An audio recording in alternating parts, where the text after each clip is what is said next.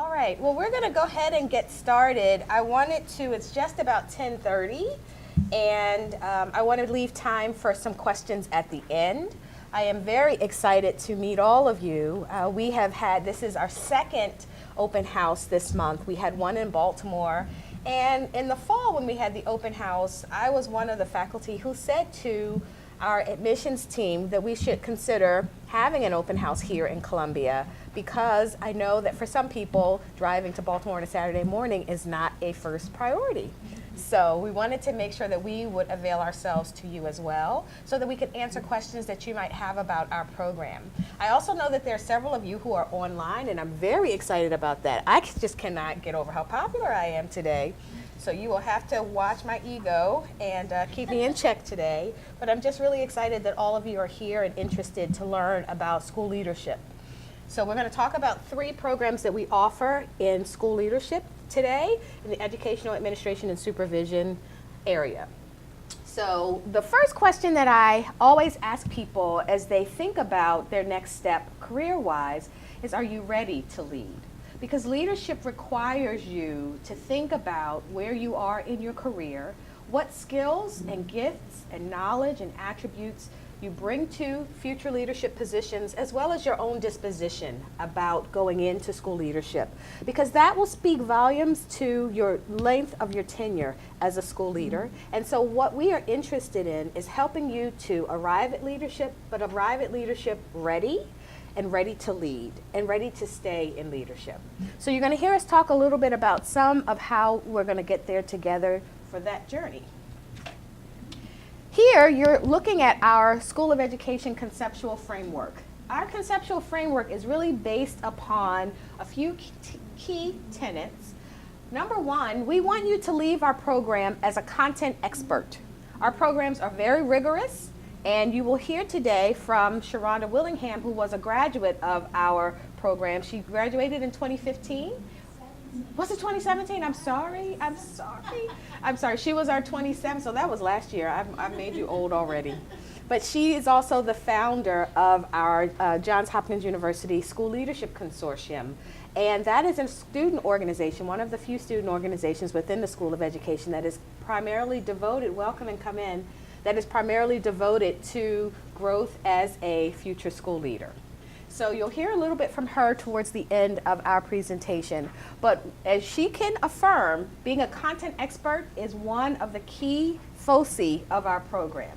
Another area of our program is being an evidence-based decision maker. Schools are constantly having to make decisions all day long, and we want to help you learn how to make those decisions with data.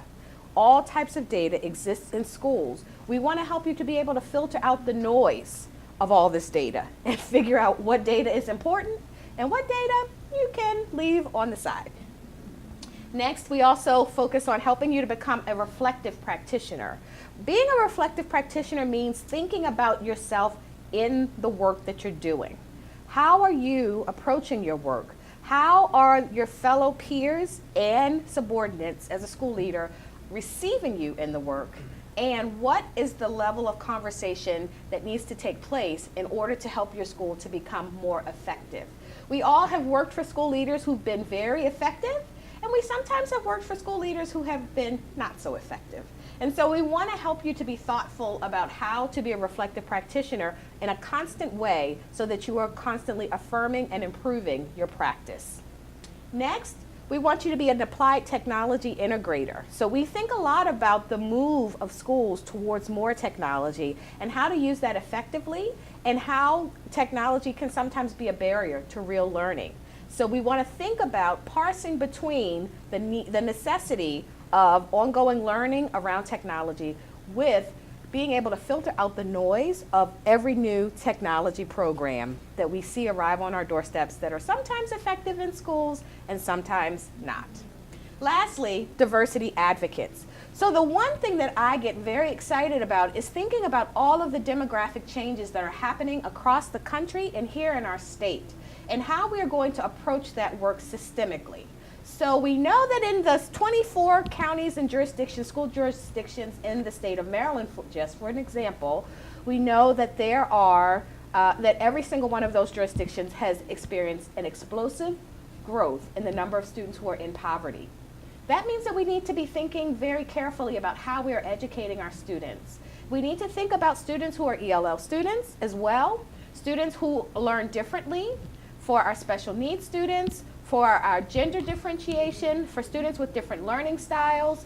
We need to think about all of the different ways in which students learn so that we can approach our work with just tenacity and information that will help us to, again, make our schools 21st century beacons of hope and light. So, as I said earlier, being an effective school leader in today's evolving educational climate requires three things: knowledge, skills, and dispositions. And we want you to have the knowledge, the skills, and the dispositions to become effective school leaders. One of the very first courses that you will take if you become a part of our program is a course called Effective Leadership. It sets the groundwork for me, foundationally, for who you should decide to be as an educational leader. We want you to be able to define your praxis as well as your practice as you step into the role as a future leader. We have different types of programs, depending on what type of program works best for you. We have a face-to-face program as well as an online administration and supervision program. We also offer a master's degree program in in educational administration and supervision, as well as certificate programs. And so those are designed to help you wherever you are in your leadership journey. Some of you will come today having only a bachelor's degree. Some of you will already have defined your career a little bit more by having a secondary degree as a master's degree, but perhaps it is in a content area and you are ready to just get the certificate in administration and supervision so that you can step up to the next position. Frequently, we have candidates who are already being asked because right now the churn of leadership in schools is such that people are going into leadership at a much younger age and at a much faster pace. So we often have candidates who come to our program who've been asked to go and get their administration and supervision certificate because they are already sitting in a position of school leadership. Finally, I'm really excited to talk a little bit about our certificate program for educational leadership in independent schools. So independent schools are a little different than public schools because although we all are educating students in our K-12 schools, the independent schools are for people who are perhaps in a religious school, or they're in a day school or a boarding school. We have candidates who come from across the country and indeed around the world, even for our independent school leadership programs. So I'm happy to talk about that program today as well. So I talked a little bit about the challenges in education, and we want you to also be ready. So that is the focus of our school administration and supervision program, is that whether you are completing a master's program in administration and supervision or a certificate program, we want you to leave our programs ready for leadership. So our administration and supervision programs prepare you for a variety of school roles that includes the head of school role, if you're an independent school, for example, or a school principal, an assistant principal. You could be a lower head of school or an upper head of school. You could be a dean of students, a departmental leader, a content specialist. You could be a member of your school's instructional leadership team. What we are seeing is that the principalship on average now lasts about 4 years. That is from data from the National Center for Educational Statistics. So we know that many principals are going into those roles much sooner. They will stay there for approximately 4 years. It's actually 3.3 years in a charter school. And then they will take on another leadership role for a second 4 years.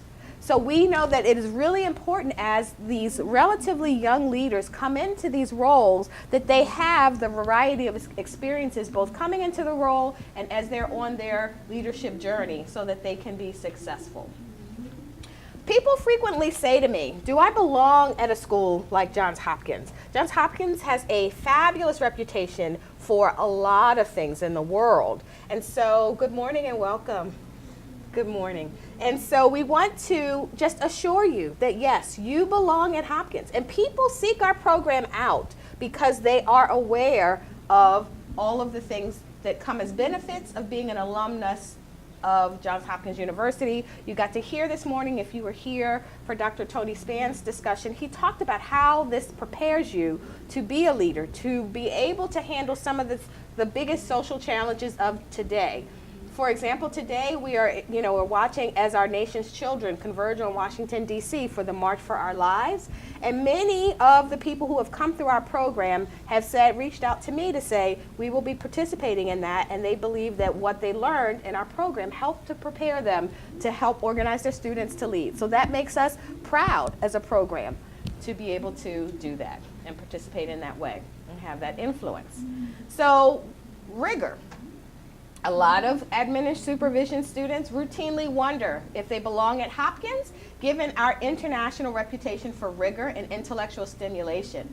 While our program is very challenging, our graduates frequently report that robust classroom dialogue and course activities, whether it's online or face-to-face, puts them at a distinct advantage over their peers as they apply for future positions.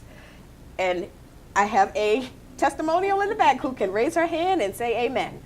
But most importantly, I can also say to you that we've had several students who have transferred into our program from other programs because they found that the level of rigor in some of the other programs that are out there, and there are many admin and supervision programs out there, but the level of rigor and support was not quite the same. And the challenge was being able to feel as though they were going to get the actual information that they needed to go into leadership. Second, the School of Education is a value. It's a lifelong value. I think that what is a challenge for some of our applicants sometimes is the price point. But I will say that while our price point may initially seem slightly higher than some of the local institutions, and even online, there are other institutions that are more competitively, more cheaply priced, let's say, our school administration and supervision programs are priced competitively with other nationally ranked universities. So you should really keep that in mind because you are elevating to a national level of prominence and significance with a Johns Hopkins degree. And that lasting JHU credential has the great potential to put you ahead of the pack as you consider future career choices. For example, we see our leaders all over the country in roles leading up to the superintendency and beyond. I just got a notification that that the new superintendent in Montclair is one of our graduates from the School Administration and Supervision program. So there's no telling how far you will go once you have that JHU credential. Networks. In alumni surveys, JHU graduates often reflect that the networks that they're building while they're in our program are extremely helpful as they complete their candidacy. Many of our new candidates report that they were actually recommended to our program from a graduate of our program. As I interview candidates, and we have interviews ongoing all the time, I'm always careful to ask them, how did you find out about our program? And the applicants routinely say, I know so-and-so who was a graduate of the program, or I've heard that this program is a great program from XYZ. Or it was recommended to me from other people. So the alumni are really the people who are spreading the word. So once you leave our program, we hope that you will too become an ambassador for the School Administration and Supervision program, because that is how our program has gotten to the level of prominence that it is. We do not advertise. Next, diversity. The School of Education values diversity. Our diverse student body is comprised of recent college graduates, instructional leadership team members, classroom teachers, as well as experienced educators, counselors, and content specialists. In particular, our online administration and supervision certificate frequently attracts candidates from around both the nation and the world. From Glen Elg, Maryland, to Georgia, to Germany, to Greece. And that makes for great discussion in our online courses. So it's really exciting that you can talk to someone who is in the Netherlands or someone who's in Nebraska and hear about the different contexts of school leadership in our online blogs. That helps you to build up those networks and to hear about how schools are organized so differently in each of those contexts. Also, we do offer face-to-face classes here in here in Columbia as well as in Baltimore, and they have more of a regional flavor. So they tend to pull from as far south as Northern Virginia to as far north as Harford County and east and west of both of those. So we find that there is a great distinction in being able to make the multiplicity of networks between our online and our face-to-face courses. And you can see here that we do have, not quite equal representation between, between women and men. So, so the guys have a little bit of an advantage here. But then the student-faculty ratio is also very low, so that you get lots of attention as a student. All right, so let's talk about the program options. So for those who are in education positions right now, if you have a bachelor's degree and you also have a teaching certificate for public school, we offer a 39 credit 13 course face-to-face master's program in administration and supervision. Candidates have typically 5 years to finish the master's program. And we will work with you if there are life circumstances that happen. People move, or they get married, or they become get a new position. But many of the people who typically enter this program finish within 3 years. You do have up to 5 years to finish that program. In addition to our traditional face-to-face administration and supervision graduate certificate and master's degree programs, we also offer 2 online certificate offerings in the administration and supervision program area. First, and I'll talk a little bit about this more in a second, we offer the traditional online certificate program, and then we also have a relationship with TFA for those who are in our current Johns Hopkins University TFA cohort in the master's program to also earn the ANS certificate. If you're in one of the online or the face-to-face certificate programs, you have up to 3 years to finish what is an 18 credit 6 course certificate. We are currently working right now to build an online version of our 5-course educational leadership for independent schools, and that is supposed to be starting in this summer. We pushed it back from spring to summer. Okay, the logistics, getting through the program. Typically, all of the classes are offered both online and face-to-face each semester, spring, summer, and fall. So for example, if you were going to start this summer in our 6-course certificate program, you could take 2 classes in the summer, 2 classes in the fall, and you would take your final 2 classes and be finished next spring. The face-to-face independent school leadership courses are typically offered here in Columbia.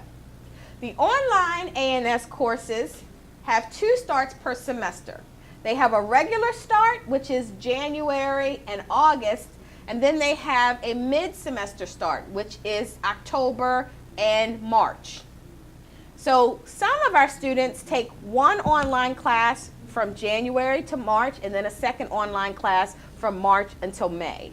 And that's another way that you can take your courses, because the online courses are in 8-week segments, very rigorous 8-week segments.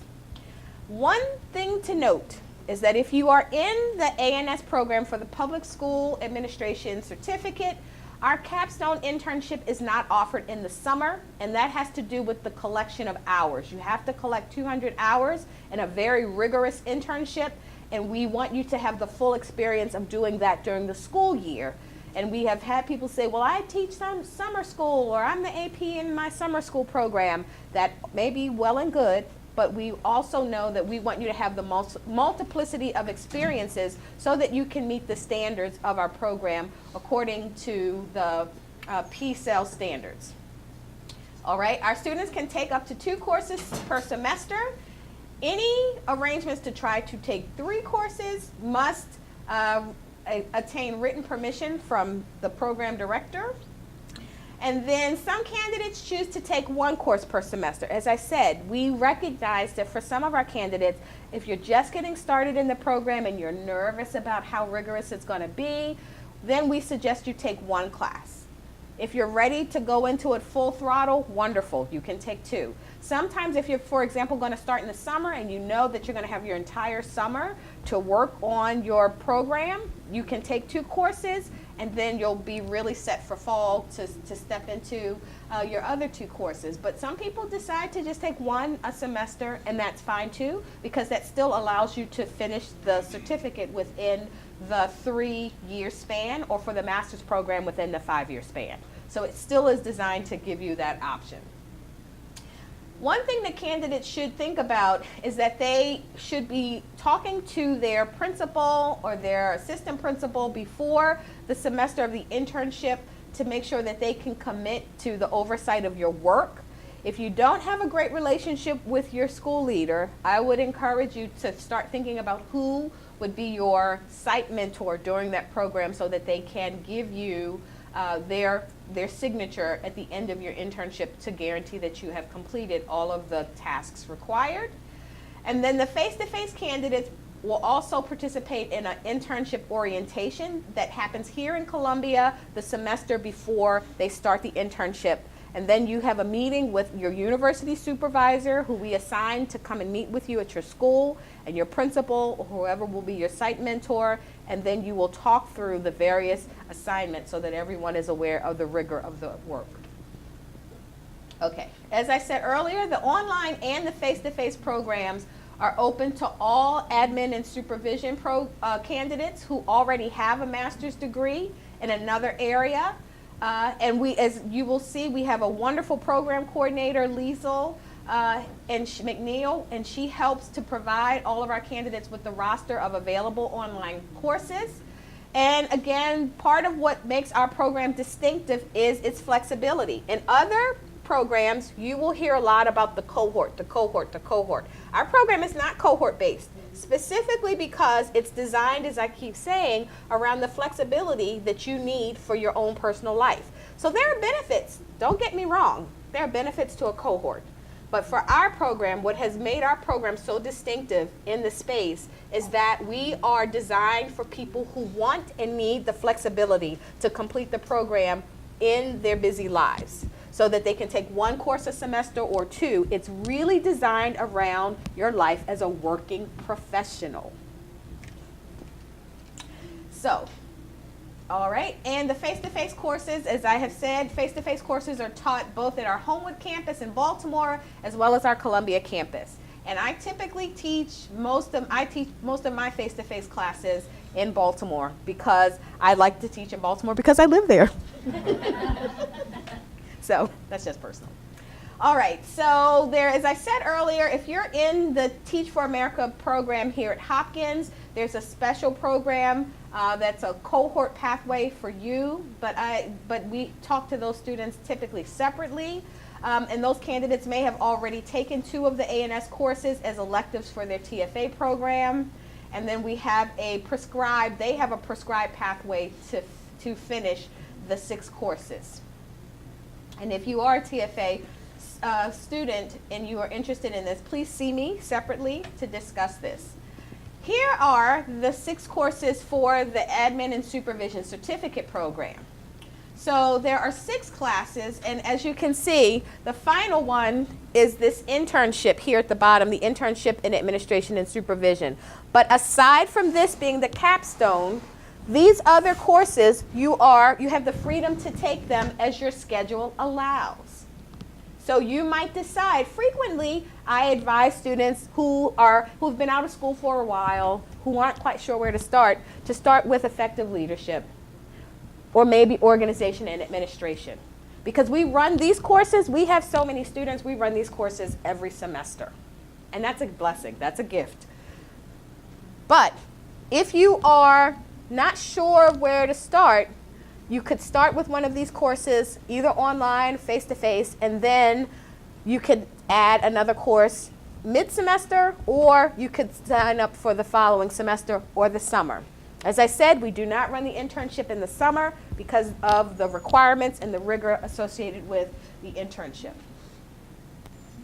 Are there any questions about the 6 courses? Yes, sir. You said effective leadership, and what was the other one you said? Organization and administration of schools. Those, to me, for me, those courses really open the pathway to understanding what leadership is about. Effective leadership is going to teach you about what effective leadership looks like. It will give you some foundation in what leadership is and what leadership theorists say that means for school leaders. So effective leadership, I would advise my students typically to start there, but you don't have to start there. Organization and administration of schools is really thinking about how a school runs, right? So it's about all of the sundry pieces that makes a school go. It's about the relationships with the community. It's about engaging outside stakeholders. It's about building partnerships. It's about being able to think through how to move a school and its school improvement planning to the next level, right? Supervision and professional development is a rigorous course that teaches you about the theory behind why school principals, school leaders should be supervising their staffs and how to use professional development to effectively grow your staff towards the vision and the mission of your schools that you will be talking about in organization and administration. And then curriculum theory takes apart the curriculum in your school and looks at where it's effective, how that aligns with the state standards in your state, because we have students, as I said, who are coming from around the country. So you're going to be looking at your curriculum vis-a-vis national standards and state and local standards to think about where there's an intersection and where there are gaps in student performance and how to improve that. And then finally, the internship in administration and supervision is 200 rigorous hours of activities and performances and observations that you will be doing as a candidate to think about how your school leader performs their duties. How does your principal, for example, run an IEP meeting? How does your staff prepare for literacy night or international night, right? And then you will be taking on the role of planning several of these events. As a member of your school's leadership team or a content expert, you will step into the role as an intern to think about how to become a school leader. You will do a clinical observation assignment, for example, to see how principals do their observations and to think about how to negotiate that uncomfortable space of having to talk to another adult about their andragogy and what they need in order to improve their classroom performance. Yes, ma'am. This is the certificate. So this is the 6-course certificate. There's also the 13-course master's program. Yes. So one of the things that's really unique about our program is that if you have a master's degree and you're only here because you need to get the certificate, you can ostensibly be finished in a year. So for example, if you started the program this spring and you took 2 courses in the spring, as I said, and then over the summer you took 2 courses, by the fall you would be done. And for some people, and it astounds me that there are some people who come into our program and they are ready to go and they get through this program in a year. And for many of those people, that is exactly why they want the Hopkins degree, because they can be complete, they can be finished this program in a year. If they're waiting on, if your principal has said, I'm going to promote you to an assistant principalship, but I need you to get the credential, this is the program for many people who are in that situation. The master's program tends to be for people who are younger in their careers, who are just starting out. They finished their bachelor's degree, they have some instructional time under their belt, and they're ready to start the walk towards leadership. And that's a 13-course program, which is a little different than this, our 6-course program. Our online course format is for those of you who are interested in our online program. And I'm very excited that there are like 6 people online too. I am really famous. I'm going to be on Twitter talking about myself all day. It's an 8-week, 7 to 9 weeks, but typically 8 weeks program that is facilitated on a weekly cycle. Those courses are highly interactive. So everything that you would get in a normal 16-course semester, you're going to get it in 8 weeks.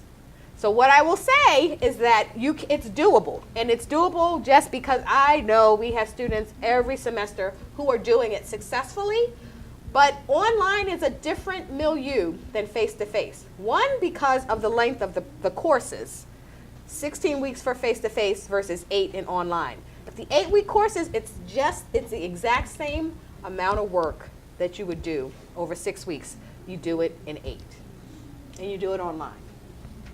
There's a balance of whole group, team, and individual activities as well as assignments each week. And whether you are, someone who's introverted or extroverted, when you're online, you are required to participate at the same level. And it does require a high degree of comfort with technology, but there isn't any kind of special knowledge. You don't have to know Java or anything like that.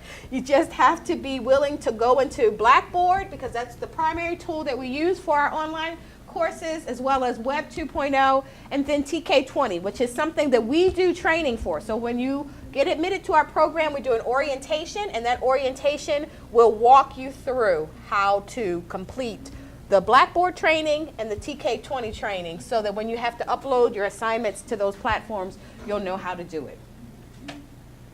So for the 13-course master's program, here is a sample of our program plan. And as you can see, there are different sequences. You have to complete the first sequence and then go into the second sequence. You're allowed 2 electives, and then you complete the seminar in educational administration and supervision, as well as the internship.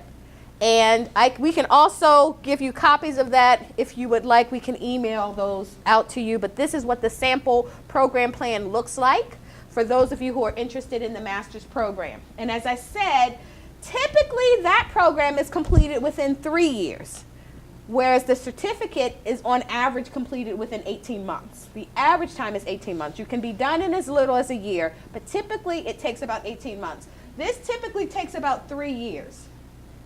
Again, the courses are offered both here and in Columbia and online.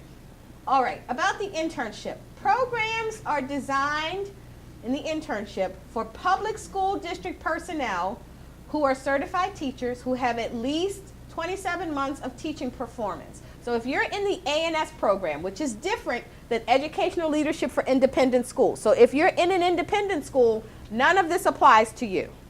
This is only for people who are teaching in a public school currently. The internship, as I've said, is the capstone course in the sequence, and candidates typically complete the semester-long internship in their current school. So when you have an interview with me to get entry into the program, my first question will be, where are you teaching?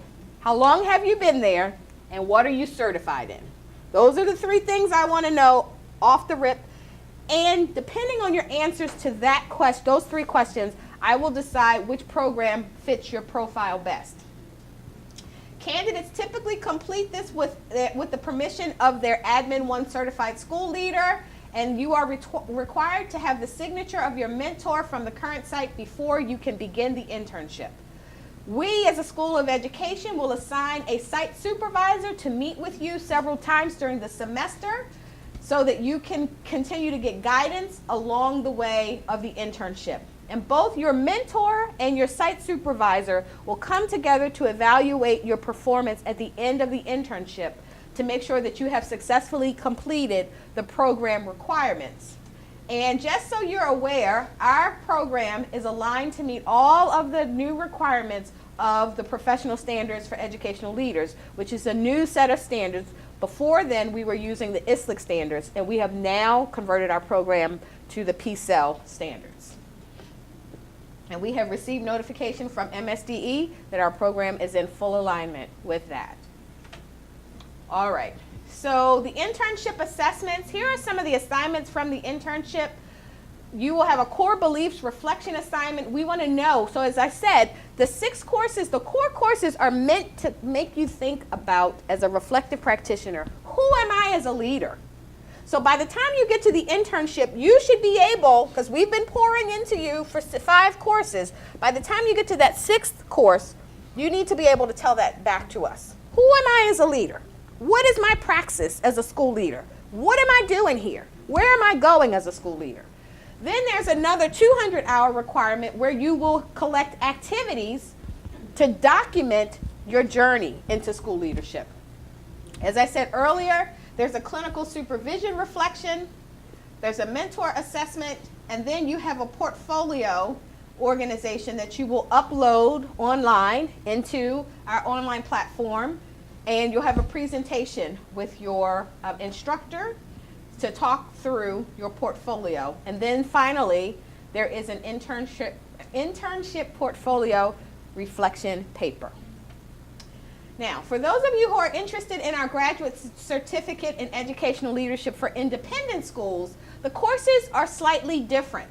So the courses for the independent school leadership program include leadership and curriculum instruction and assessment for independent schools, supervision and professional development for personnel in independent schools, public relations, marketing, and fundraising for independent schools, governance in independent schools, and then business management. And that's different because if you're in an independent school, you need a separate set of skills to be proficient because you're going to be dealing with boards, you're going to be dealing with recruitment, you're going to be dealing with tuition, you're going to be dealing with endowments and planning forward. And so you will need a slightly different set of skills and exposures and dispositions when you leave our program. And so our program is really designed in mind with that. Most of these courses are delivered face-to-face, but as I have said, we expect that that program will also go online.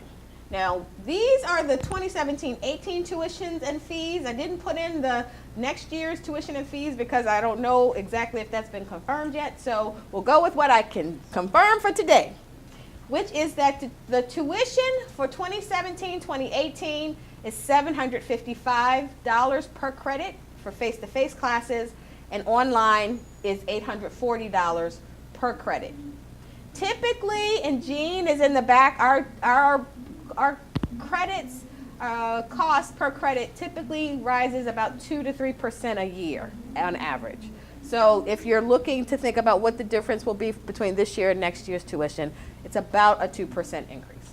All right, so if you have questions about financial aid is typically offered in the form of school loans.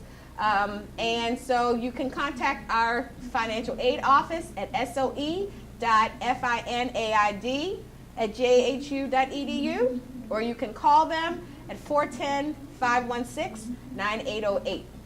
And you can stop by on your way out? Yes, that's right. There's a financial, in 216, thank you, great.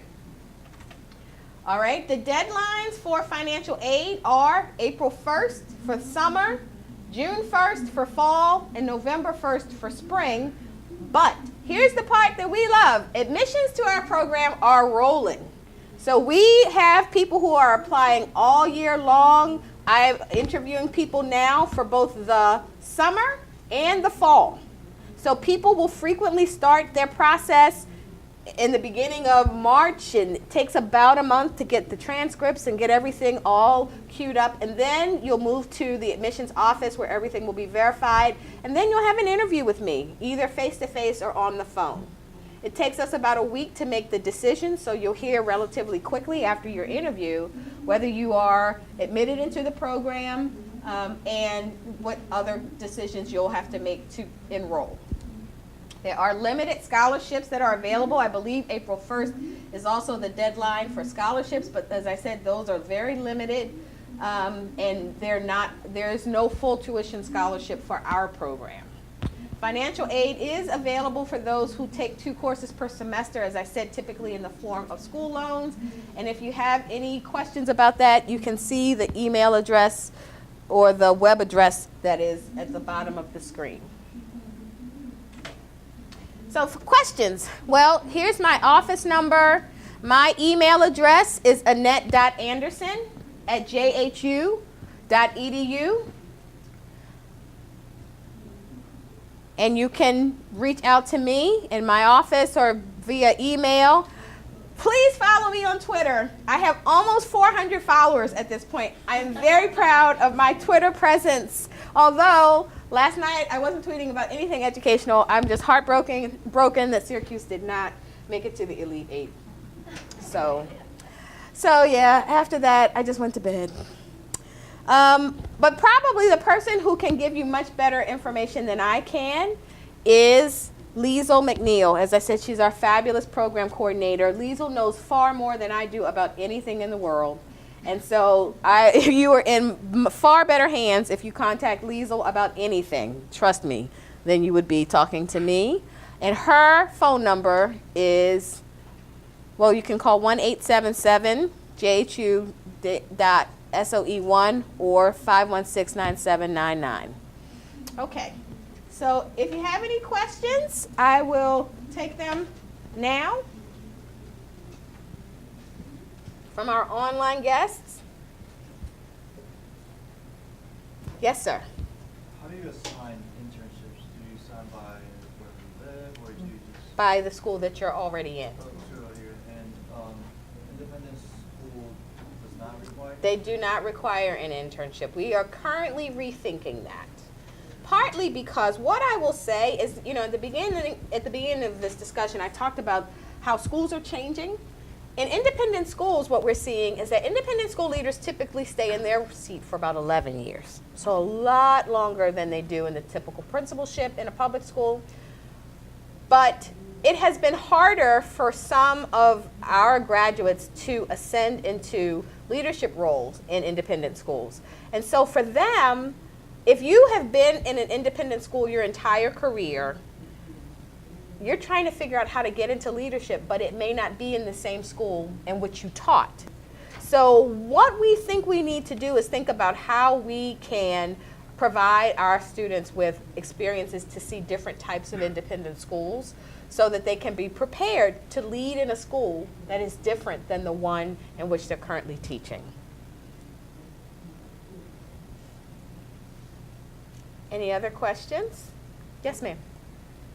I currently work in a school. Actually, I got my MAT from here. Oh, wonderful. Awesome. Welcome back. Thank you. The difference between the mentor, Mhm. so I would pick my mentor Mhm. and my supervisor would be from my current school. Your mentor would be the person you chose. So that would be either your principal. Sometimes in a school, the principal, if you're in a large comprehensive high school, the principal's not the right person to give you the time. It might be your assistant principal. It could even be your department chair, depending on your school. As long as they have an Admin 1 credential, we are okay with that. It just has to be someone with that Admin 1 credential. We then assign you a university supervisor. They will come out to meet with you and whoever you choose to be your site mentor. The three of you will have a series of collaborative meetings during the semester of your internship to make sure that you are on track to finish and to meet. Yes, yes, yes, very similar. Okay, thank you. Wonderful. That was a great question. Can the courses be taken online and face-to-face? So you can take like summer online or summer face-to-face and during school? So it works one way, but not both, which is kind of a little tricky. So if you're an online student, typically all of your courses are online. If you're a face-to-face student, we can give you the option of taking online classes. So that's kind of the trick. Sometimes people are face-to-face students, but they know that they're going to have a tough semester, so they are allowed to then take the online classes. But if you decide to be an online student, typically you take all 6 of your courses online. Yes, ma'am. Yeah, not 100%. Okay. This is sound silly, but I got bachelor's in psychology. Okay. And I'm interested. I've been working in the schools before and about to realize the school system. And I really would like to be part of leadership. So how do we work? Because I see like if you're already a teacher, you have Yes. certification. Yes. I don't have any A teacher, of those. yes.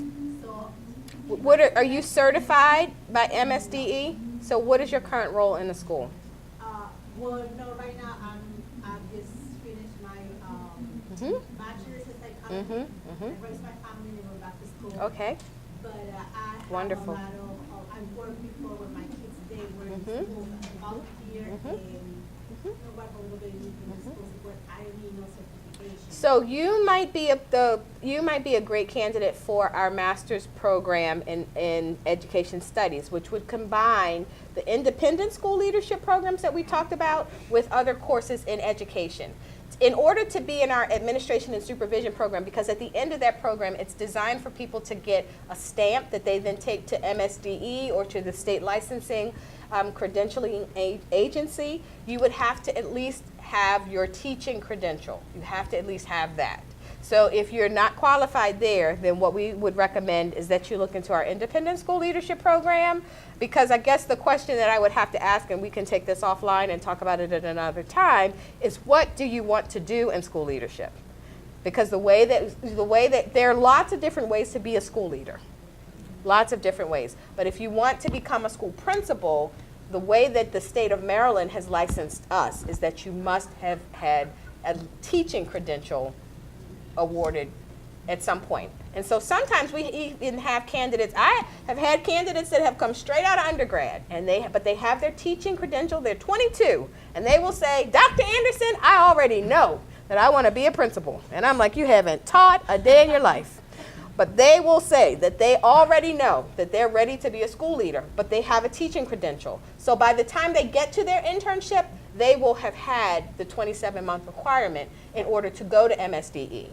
So as long as they've had the teaching credential, they are eligible to go. So the other pathway that I could recommend for you is to look into an alternative certification program where you would get the teaching credential and then be eligible to apply to our program if you want the admin and supervision certificate to go into school leadership in the public school.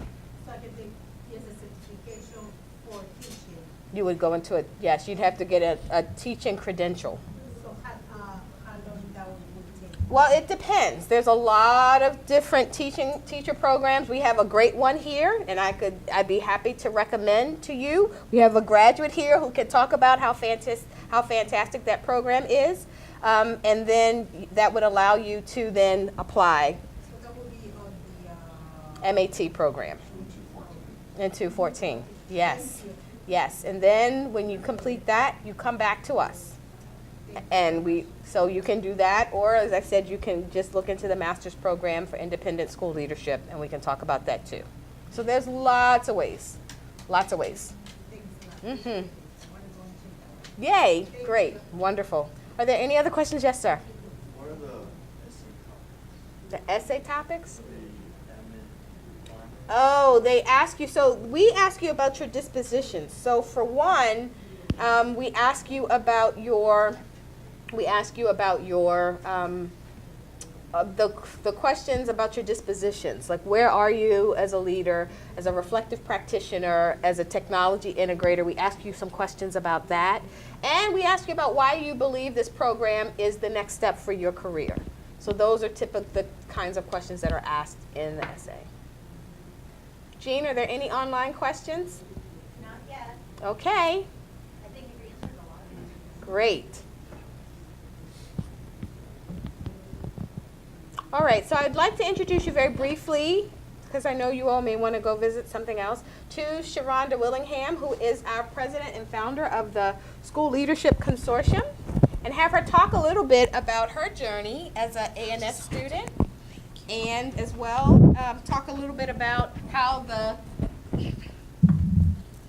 Is it working? Can they hear me?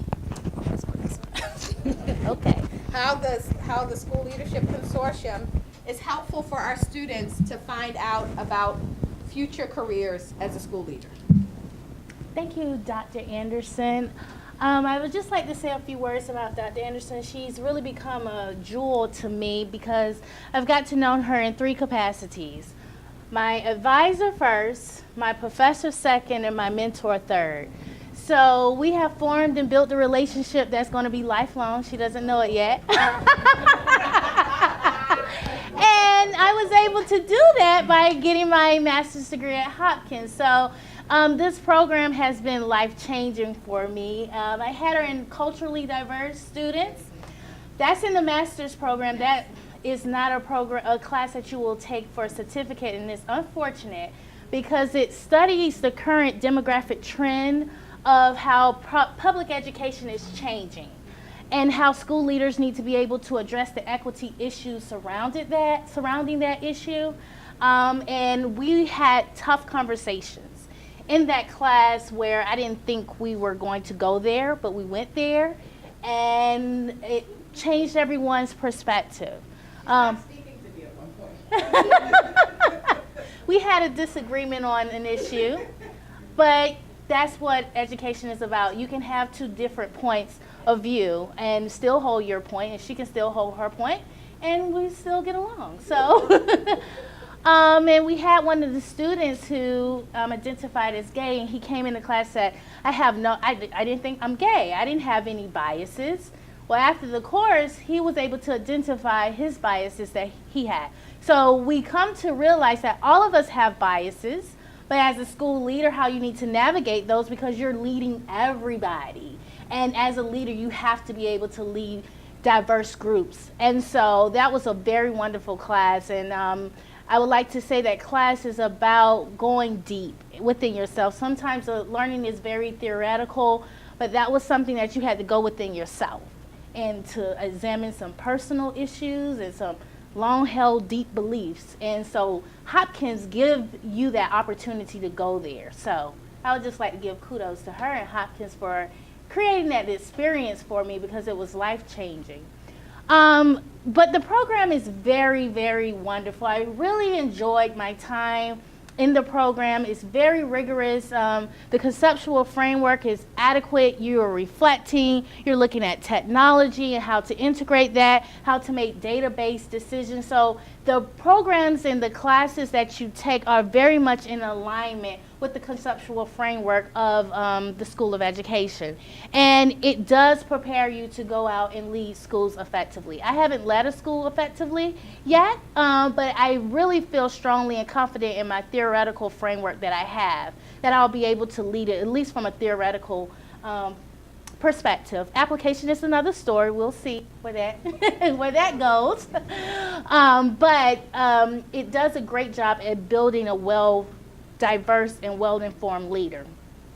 So Dr. Anderson was the advisor who, along with the alumni, Ms. Jen, helped to create School Leadership Consortium, and they really believed in throwing their resources and time behind School Leadership Consortium. And the idea was born out of seeing leaders not doing such a good job as leading their schools. And so I was like, okay, Hopkins, they're giving us a theoretical framework of how to be effective leaders. And I know other School of Educations may be doing it, but they may not be doing it. But I was like, okay, so what is the disconnect from people going into a program and not being effective school leaders? So the idea came, well, why don't we get transformational leaders who've done the work of transforming institutions to then come and talk to graduate students to give them the soft skills, the skills that we don't necessarily talk about in our classes but are very important to leading a school effectively, and have a marriage between the practitioners and the students that are currently learning the theoretical process of being a leader. And so we've just had our third lecture this spring, actually Monday, where we had Dr. Maxine Wood. She's had a storied career in education. She went from classroom teacher to principal to acting superintendent to university leader to school board member for Baltimore City Public Schools. And she talked about leading in the political context. What are the skills that school leaders need to bring diverse groups together to come up with a common goal, and we meet that goal? Your courses talk about that, but to hear the real application of that was very important for our students.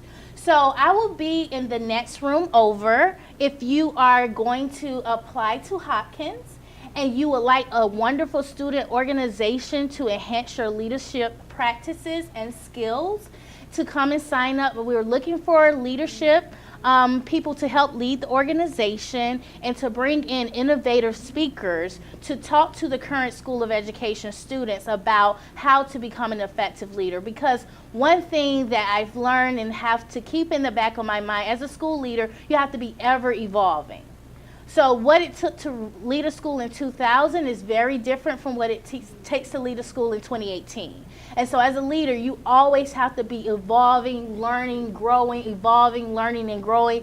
And this organization is going to be a meeting ground for alumni who have graduated and who've been in the seat to come back and talk to graduate students to help to create that circle from graduate student to alumni to leader, graduate student to alumni, so we can have a circular, because as a graduate student, there are some things that my principal, he's asking me, so, well, what are you learning now?